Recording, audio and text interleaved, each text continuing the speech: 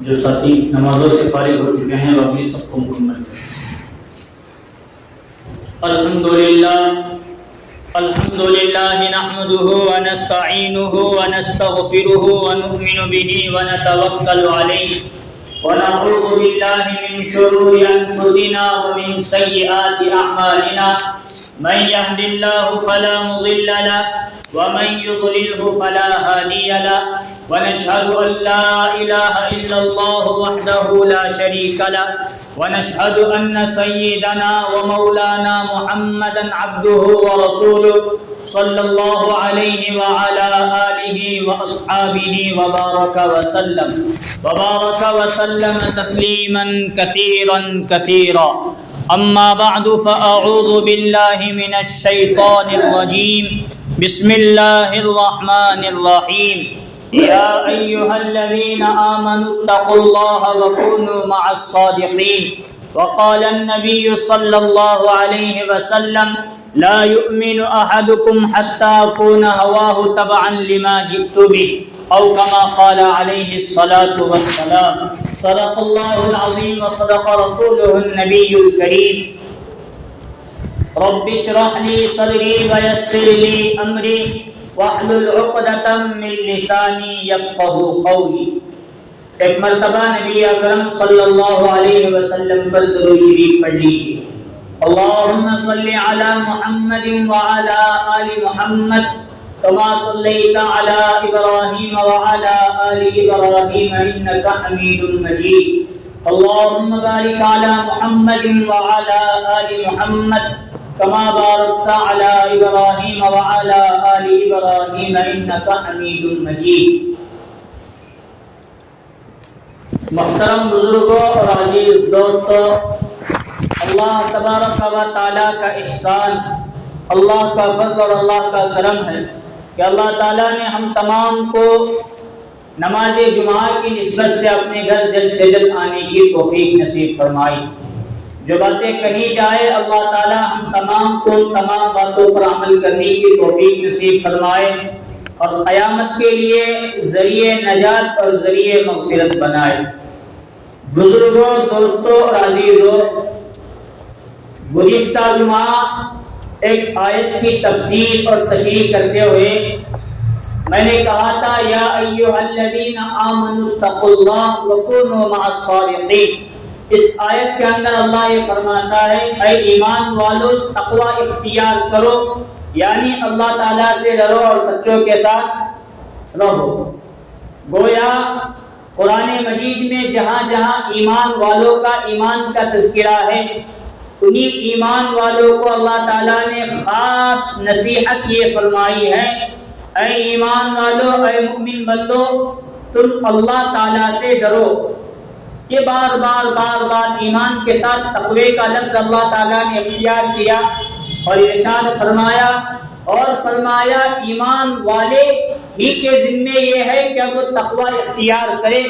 کسی اور قوم کو کسی اور تعلق سے کسی اور نسبت سے اللہ نے، حالانکہ کئی مقامات ایسے ہیں ہر عمل کے بارے میں اللہ فرماتا ہے تقوی اختیار کرو۔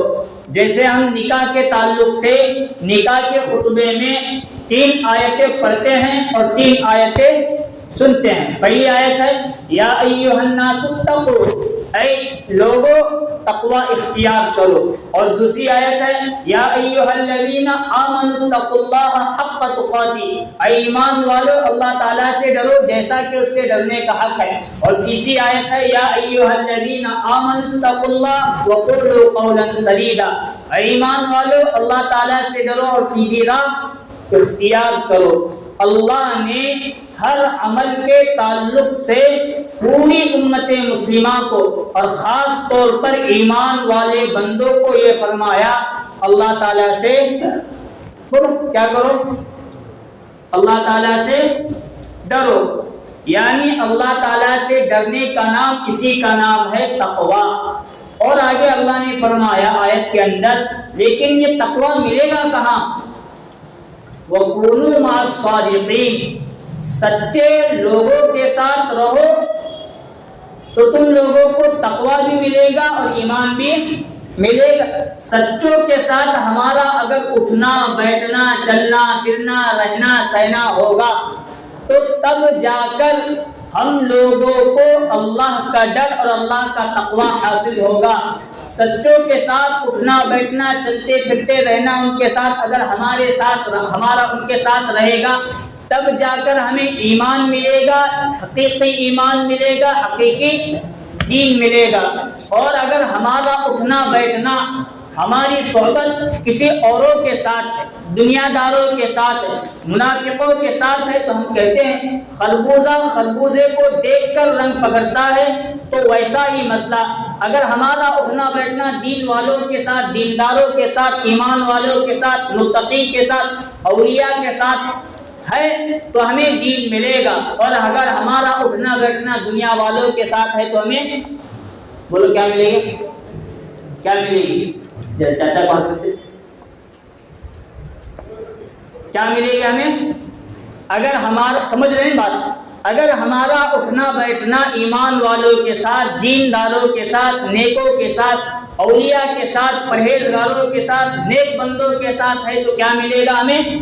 دین ملے گا۔ اور اگر دنیا داروں کے ساتھ ہے تو دنیا نہیں ملتی، دنیا کمانا پڑتا ہے، دنیا کی محبت ضرور ملتی ہے۔ دنیا والوں کے ساتھ اگر ہمارا اٹھنا بیٹھنا ہے، دنیا کمانے گئے تو دنیا آنے والی، لیکن ان لوگوں کے ساتھ اٹھنے بیٹھنے کی وجہ سے دنیا نہیں ملتی، لیکن دنیا کی محبت ضرور ملتی ہے۔ اس دنیا کی محبت کے چکر میں انسان پھر غلط راستے اختیار کرتا ہے، حلال کمائی کو چھوڑ کر حرام کی طرف ایسا بھٹکتا ہے، بینکوں کی طرف، لون کی طرف، اور آج کل ہمارے محلے گاؤں معاشرے کے اندر کیا چلتا ہے؟ وہ سودی سنگوں کے مسئلے میں پڑھ کر پھر دینداروں کے ساتھ رہے تو دین ملنے والا، دنیا کے ساتھ رہے تو غلط طریقے مل کر ہم لوگ تباہ اور برباد ہو جائیں گے۔ جو آیت میں نے آپ لوگوں کے سامنے گزشتہ جمعہ پڑھی تھی، اسی آیت کی تشریح پھر اس جمعہ پڑھ کر رہا ہوں۔ یا ایھا الذین آمنوا اتقوا اللہ وکونوا مع الصادقین، اے ایمان والو اللہ تعالیٰ سے ڈرو اور سچوں کے ساتھ رہو۔ اس آیت کے ضمن میں مفسرین فرماتے ہیں ایک واقعہ پچھلی آیت کے اندر بیان کیا گیا ہے، وعلی الثلاثۃ الذین خلفوا حتی اذا ضاقت علیہم الارض، آیت بڑی ہے۔ غزوہ تبوک کا واقعہ پیش آیا، حضرت کعب بن مالک اور دیگر دو صحابہ تھے جو بڑے چوٹی کے صحابہ شمار ہوتے تھے، یہ تینوں کے تینوں اللہ کے راستے میں غزوہ تبوک میں حضور گئے، ابو بکر گئے، عمر گئے، عثمان گئے، بہت سارے صحابہ اکرام گئے، لیکن یہ لوگ نہیں گئے۔ اور مفسرین فرماتے ہیں جو تین صحابہ اکرام نہیں گئے تھے ان کو خاص طور پر صحابہ کی نسبت سے پوری امت مسلمہ کو اللہ یہ فرما رہا ہے، ان صحابہ کا اس وقت بیٹھنا اٹھنا دنیا داروں کے ساتھ ہوا تھا، منافقوں کے ساتھ ہوا تھا، حالانکہ پوری زندگی صحابہ نے اپنی پوری زندگی نبی کے لیے وقف کر دی۔ میں نے کہا گزشتہ ایک صحابی اس وقت صحابی نہیں ہوتے جب تک نبی کی صحبت کو اختیار نہ کر لے، صحابہ تبھی بنتے ہیں جب نبی کی صحبت اختیار کر لے، ورنہ نبی کے دور میں اسلام لانے والے، ایمان لانے والے کچھ اور بھی لوگ تھے۔ اس کی مثال میں نے دیا تھا، حبشہ کا بادشاہ مسلمان ہوا تھا لیکن وہ صحابی نہیں بنے۔ کیسے مسلمان ہوئے تھے؟ 2 مرتبہ صحابہ اکرام کی ہجرت مدینہ سے پہلے حبشہ کی طرف ہوئی تھی، اور وہاں کے بادشاہ نے بڑی نصرت مدد ہر تعلق سے کی تھی۔ کفار و مشرکین نے چاہا مکہ میں لا کر پھر ظلم و ستم ڈھائے، لیکن وہ صحابہ کی خدمت کرنے کی بدولت اللہ تعالیٰ نے اس بادشاہ کو ایمان اور اسلام کی دولت سے دیا تھا۔ اور یہ وہی واقعہ پیش آیا جب ان کا انتقال ہوا، حضور مدینہ میں تھے اور غائبانہ طور پر ان کی نماز جنازہ پڑھی گئی، مسلمان تھے تب پڑھی گئی، کافر کی نماز جنازہ حضور کیوں پڑھتے؟ دوسرا واقعہ حضرت اویس قرنی رحمۃ اللہ علیہ، وقت کے بہت بڑے ولی اور تابعی کے اندر ان کا شمار ہوتا ہے، لیکن حضور کا دور انہوں نے پایا، لیکن حضور کی صحبت ذرہ برابر بھی نہیں پائی، صحابی کے مقام تک وہ نہیں پہنچے۔ غزوہ تبوک میں وہ تینوں صحابہ تھے، لیکن غزوہ تبوک سے کچھ پہلے باغات کے پکنے کا، کھجوروں کے پکنے کا وقت آیا۔ اب منافقوں کے اندر مال کی محبت تھی، ان کے وہاں چرچا ہونے لگا کہ باغات پک رہے ہیں، حضور تو غزوہ تبوک کو جانے کے لیے کہہ رہے ہیں۔ کسی نہ کسی مجلس میں حضرت کعب بن مالک اور دیگر دو صحابہ کا اٹھنا بیٹھنا ہو گیا تھا۔ ان اٹھنے بیٹھنے کی وجہ سے، مال کی محبت کی وجہ سے اللہ نے اللہ کے راستے کی توفیق چھین لی۔ انہی صحابہ کو فرمایا، اے ایمان والو اتقوا اللہ، اللہ سے ڈرو، وکونوا مع الصادقین، اور سچوں کے ساتھ رہو۔ یعنی صحابہ کی جو جماعت ہے اسی میں ہمیشہ بیٹھا کرو، نبی کی جو جماعت ہے اسی کے اندر رہا کرو، ورنہ غیروں کی صحبت تمہیں دنیا دار اور کافر بنا کر رکھ دے گی۔ گزشتہ جمعہ میں نے کہا تھا، جب تک اگر ہمیں سچا ایمان والا بننا ہے اور اللہ سے ڈرنا ہے تو ہم لوگوں کو بھی اولیاء کی صحبت، بزرگوں کی صحبت، بڑے علماء اکرام کی صحبت اختیار کرنا پڑے گا۔ اگر پوری زندگی ہم نہیں کر سکتے ہیں تو 2-3 دنوں میں، 2-4 گھنٹوں میں جو بھی صحبت جس بھی بزرگ کی ہمیں مل سکتی ہے اختیار کریں گے، ہمارے ایمان کی حفاظت ہوگی، ہمیں اللہ تعالیٰ تقوی نصیب فرمائیں گے۔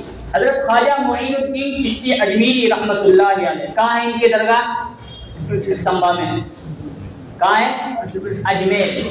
اب یہ ہندوستان کے پیدائشی ولی نہیں ہے خواجہ معین الدین چشتی، بلوچستان کسی الگ ہی علاقے، الگ ہی خطے کا نام ہے، وہاں سے وہ اٹھ کر ہندوستان کے اندر تشریف لائے ہیں۔ جب حافظ قرآن بنے، انہوں نے مدرسہ چھوڑ دیا پڑھنا، مکتب چھوڑ دیا پڑھنا۔ اب ان کے والد، ان کے باپ کا چھوڑا ہوا ایک کھیت اور ایک باغ تھا، اسی کے اندر لگ کر حضرت خواجہ معین الدین چشتی اجمیری رحمۃ اللہ علیہ اپنی دنیا میں باپ کے انتقال ہونے کے بعد یتیمی کی حالت میں گھر سنبھالنے کے لیے، گھر چلانے کے لیے اسی کھیتی اور باغ کو پانی دیتے رہا کرتے تھے۔ گویا وہ کھیتی اور باغ کا کام کرنے لگے۔ حضرت خواجہ عثمان ہارونی رحمۃ اللہ علیہ اس باغ کے اندر تشریف لائے اور وہاں انہوں نے وضو کر کے اس بچے حضرت خواجہ معین الدین چشتی سے فرمایا تھا، معین الدین، اللہ نے تمہیں دنیا دار بنانے کے لیے پیدا نہیں کیا، خود بھی دیندار بننے کے لیے اور دوسروں کو بھی دین والا بنانے کے لیے کیا دنیا میں لگے ہو۔ یہ بات جو انہوں ان کے زبان پر پڑی، علماء اور تاریخ کے لکھنے والوں نے لکھا ہے، اس بچپنے 15 سال یا 10-12 سال کی عمر سے حضرت خواجہ عثمان ہارونی کے پیچھے خواجہ معین الدین چشتی اجمیری نکلے لگے ہیں، تو 55 سال کی عمر تک اپنے شیخ کے ساتھ، ایک ولی کے ساتھ رہے۔ کتنے سال تک؟ 55 سال کی عمر۔ اگر پکڑتے ہیں ہم حضرت خواجہ معین الدین چشتی کی عمر اس وقت 15 سال تھی، تو 55 سال تک کتنے ہوئے؟ 40 سال کے کم ہیں۔ اتنی بڑی مدت انہوں نے ایک ولی کی صحبت اختیار کی، تب جا کر ڈھاکہ سے نکل کر اجمیر پہنچنے تک، ہندوستان پہنچنے تک 90 لاکھ لوگ مسلمان ہوئے۔ اسی لیے کہتے ہیں خربوزہ خربوزے کو دیکھ کر رنگ پکڑتا ہے، ورنہ یوں ہی کسی کو اگر تقوی، طہارت، ایمان مل جاتا تو کیا ضرورت تھی حضرت خواجہ معین الدین چشتی اجمیری کو اپنی ماں کو چھوڑنے کی، اپنے بھائی کو چھوڑنے کی، اپنا ملک اور اپنا وطن چھوڑ کر ہندوستان آنے کی۔ انہوں نے سمجھا اگر مجھے دنیا اور آخرت میں کامیاب ہونا ہے، صحیح معنی میں ایمان والا بننا ہے، صحیح معنی میں تقوی اختیار کرنا ہے، تو سچوں کے ساتھ رہنا پڑے گا۔ اور اسی کون سچے ہیں؟ مجھے ایک سچا انسان مل گیا، حضرت خواجہ ہارون رحمت اللہ علیہ۔ تب جا کر جو لگے ہیں 55 سال تک، علماء نے کہا ہے 55 سال کی عمر تک حضرت خواجہ معین الدین چشتی اجمیری اپنے شیخ، اپنے پیر و مرشد کی خدمت کیا کرتے تھے۔ اس عمر میں بھی، اور ان کے شیخ کو زمانے میں چائے جس طرح بھی بنتی ہو چائے پینے کی عادت تھی، ایک چولہا اپنے سر پر وہ لے کر سیگڑی لے کر چلا کرتے تھے، اس کی گرمی کی تپش سے کبھی کبھار حضرت خواجہ اجمیری کی ٹوپی اور عمامہ تک جلنے کے قریب ہو جائے، تب جا کر وہ اتنے بڑے ولی بنے، اتنے بڑے سچے پکے مسلمان بنے۔ اسی لیے اللہ فرماتا ہے یا ایھا الذین آمنوا اتقوا اللہ، اے ایمان والو اللہ سے ڈرو، تقوی اختیار کرو۔ تمہیں ایمان اور تقوی چاہیے تو بزرگوں کی صحبت، سچوں کی صحبت اختیار کرنا۔ اسی لیے اللہ کے راستے میں دعوت و تبلیغ کیوں نکالا جاتا ہے؟ ایک ماحول کو چھڑایا جاتا ہے، اور اللہ کے راستے میں نکلنے کے بعد جماعت میں اگر کوئی گنہگار بھی بندہ اگر اپنے ماحول میں تھا، مسجد میں آنے کے بعد بھی وہ کنورٹ ہونا شروع ہوتا ہے، سچوں کے ماحول کا اثر ہونا، گناہوں سے دھلنا، پھر وہ بھی سچا ہونا شروع ہوتا ہے، جس کے اثرات الحمدللہ ثم الحمدللہ ہم دیکھ رہے ہیں، اور اللہ کرے بارہا ہم دیکھتے رہے۔ یہ اثر ہوتا ہے۔ حضرت خواجہ نظام الدین اولیاء رحمۃ اللہ علیہ، دہلی کے اندر ان کی مزار ہے، درگاہ ہے۔ جب حضرت خواجہ نظام الدین اولیاء دہلی تشریف لائے تو بہت سارا چرچا ہوا، ایک بڑے بزرگ تشریف لائے ہیں، کھلا ہیں، ایسے ہیں ویسے ہیں۔ اس زمانے میں ایک بہت ہی بڑے مالدار، اس زمانے میں اربوں خربوں پتی کہے تو دل کو کم ہے، میر خسرو تھی۔ کیا نام ان کا؟ میر خسرو۔ اب وہ تو دنیا دار تھے، بزرگوں کی صحبت، کیا ایمان، کیا تقوی، کیا قرآن، کیا حدیث ان کو کچھ معلوم نہیں تھا۔ لیکن ایک مرتبہ چرچا سنا حضرت خواجہ نظام الدین اولیاء کا، تو ملاقات کے لیے تشریف لائے۔ حضرت خواجہ نظام الدین اولیاء رحمۃ اللہ علیہ نے فرمایا امیر خسرو، دنیا میں لگ کر دنیا آباد کرنا چاہتے ہو اور آخرت برباد کرنا چاہتے ہو؟ کبھی ہمارے پاس بھی بیٹھو، دنیا دار بھی بنو گے اور آخرت والے بھی بنو۔ اب یہ بات میں بولا، ہمارے یہ ہم لوگوں پر اثر نہیں، کیونکہ ہمارا دل بنا نہیں، ان کا دل بنا تھا۔ جو انہوں نے بولا حضرت خواجہ نظام الدین اولیاء نے، اس دنیا دار پر، ان کے دل پر اس چھوٹے سے جملے کا اتنا بڑا اثر پڑا۔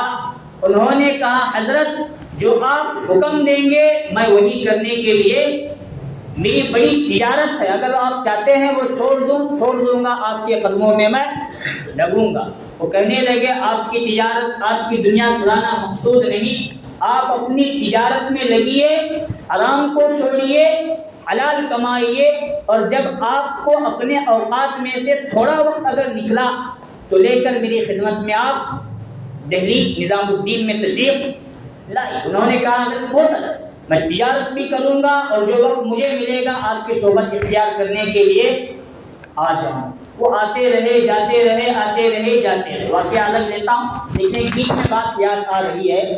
ایک مرتبہ ایک غریب شخص خواجہ نظام الدین اولیاء کے پاس نظام الدین دہلی تشریف آیا، اور آ کر وہ بندہ کہنے لگا حضرت، شاید وہ غیر مسلم تھا، اس نے کہا ہم نے سنا ہے جو آپ کے پاس آتا ہے کبھی خالی نہیں جاتا۔ میری بیٹی کا نکاح اور شادی قریب ہے، میرے پاس ایک پائی نہیں ہے جس سے میں اپنی بیٹی کا نکاح کروں، آیا ہوں آپ کے پاس، شاید آپ کی طرف سے کچھ مل جائے تو غنیمت ہوگی۔ خواجہ معین الدین حضرت نظام الدین اولیاء نے فرمایا میں خود پیوند لگائے ہوئے پٹے پرانے کپڑوں کے اندر بیٹھا ہوں، میرے پاس دینے کے لیے آپ کے پاس آپ کو کچھ بھی نہیں ہے، میں آپ کو کیا دے سکتا ہوں؟ کچھ بھی نہیں، لیکن آپ یہی نیت اور ارادہ لے کر آئے ہیں تو فقط چلنے پھرنے کے لیے میری جوتی موجود ہے، وہ لے کر چلے جاؤ، اس کے علاوہ میرے پاس دینے کے لیے کچھ بھی نہیں۔ وہ بندہ جوتیاں اٹھایا اور چلنے لگا، دل میں سوچنے لگا آیا تھا میں پیسے کچھ رقم وغیرہ لینے کے لیے، لیکن ملے مجھے کیا؟ چپل جوتے ملے، اس کا میں کروں گا کیا؟ لیکن دوسری طرف اس بندے کے اندر بزرگوں کی محبت بھی ہوتا ہے، مسلموں کے اندر بھی، غیروں کے اندر بھی، اور ایسا بھی ہوتا ہے ان سے دشمنی اور بغض و عناد مسلمانوں کی بھی ہوتا ہے اور غیروں میں بھی، ایک فطری بات ہے، کوئی مسئلہ نہیں۔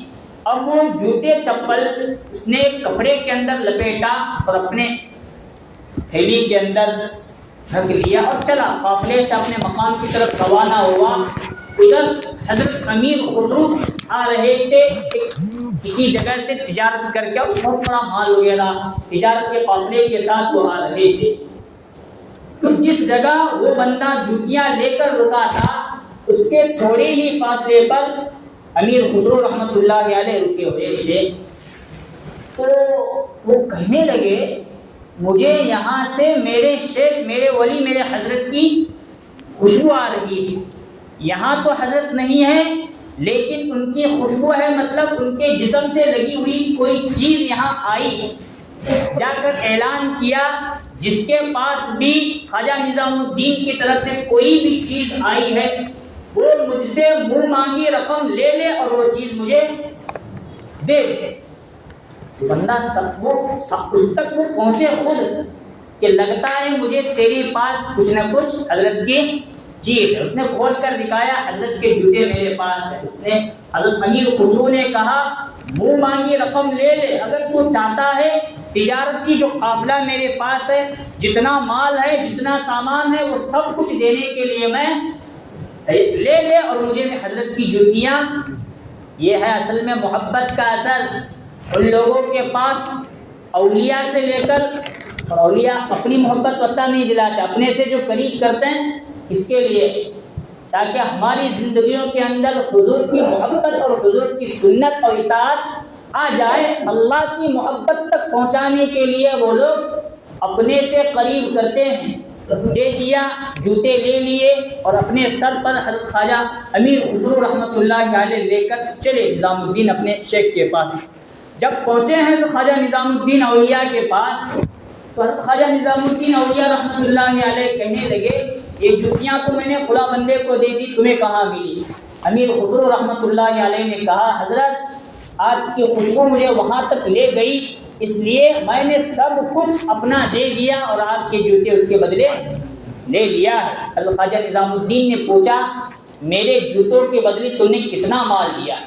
کہا اتنا تھا، اتنا دے کر، ایک بڑی رقم دے کر میں نے آپ کے جوتے لے لیے ہیں۔ حضرت خواجہ نظام الدین اولیاء رحمۃ اللہ علیہ نے فرمایا جتنا بھی دیا ہے میرے جوتوں کے برابر اس کی قیمت ذرہ برابر بھی۔ مال کی محبت نکالا بھی ایک طریقے سے، ایک ولی کی محبت کے ذریعے حضور کی محبت اور اللہ کی محبت بھی اس بندے کے دل میں ڈال لی۔ اور کہتے ہیں اس زمانے میں امیر خسرو رحمۃ اللہ علیہ حضرت خواجہ نظام الدین اولیاء کی ملاقات کرنے سے پہلے وہ الگ راستے پر چل پڑے تھے، لیکن جب محبت ان کے دل میں ان کی محبت آئی تو آج دلی اور نظام الدین کے وہ سڑکیں گواہ ہیں۔ جب ان کا وقت آیا تو حضرت کے قبر ہی کے سامنے ان کا وقت انتقال کا وقت آیا، اور حضرت کے قبر کے سامنے ہی ان کی قبر بھی اسی درگاہ کے اندر بنائی گئی۔ یہ محبت ہوتا ہے، اصل میں اولیاء سے محبت کرنا ہے، حضور کے نقش قدم پر، صحابہ کے نقش قدم پر چلنے کے لیے۔ اور اولیاء کہاں پہنچائیں گے؟ ہم تک جو دین آیا ہے الحمدللہ ثم الحمدللہ، آج کا دور دعوت و تبلیغ کا دور، آج کا دور خانقاہوں کا دور، آج کا دور مدارس کا دور۔ اس دور سے پہلے اس دور کو بنانے کے لیے اولیاء اکرام نے الگ الگ مقامات پر جا کر محنت کی ہے اور ہم تک اس طرح دین پہنچایا ہے۔ لیکن اللہ معاف کرے، عنوان سے تھوڑا میں ہٹ کر بات کرتا ہوں، جو دین اولیاء اکرام نے ہم تک پہنچایا، انہی اولیاء کی دین کا جنازہ ہم نے ان کے مزارات بنا کر وہاں کا چکر لگا کر اور کیا کچھ نہ کر کے نکال لیا جنازہ، اللہ معاف فرمائے۔ حضرت خواجہ معین الدین چشتی اجمیری وہ آنے کے بعد یہاں انہوں نے ایک مدرسہ قائم کیا تھا، جیسے آج دارالعلوم دیوبند کے چرچے پوری دنیا کے اندر موجود ہیں۔